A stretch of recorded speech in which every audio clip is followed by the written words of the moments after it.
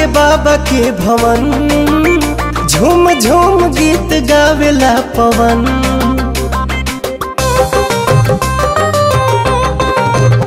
ओम नमः शिवाय के भजे, महादेव से ही खुश रहे मन।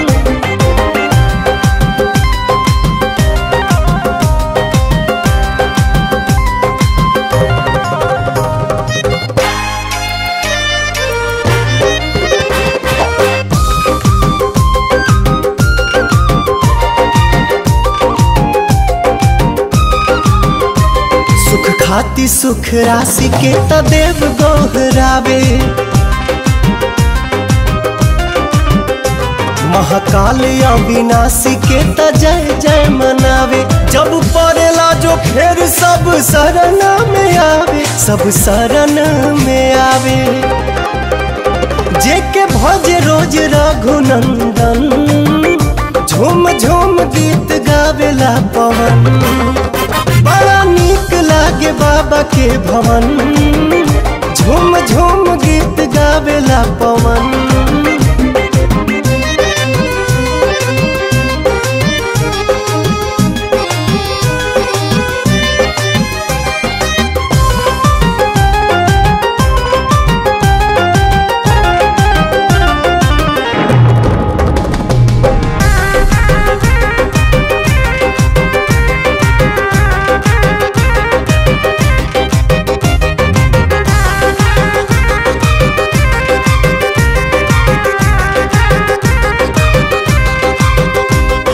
हारी मदहारी हमें भोले त्रिपुरारी, अगम अनंत बाबा हमें गंगाधारी। अलख निरंजन मंगलकारी, मंगलकारी। देखी तर से मतलबी नयन, झूम झूम गीत गावेला पवन।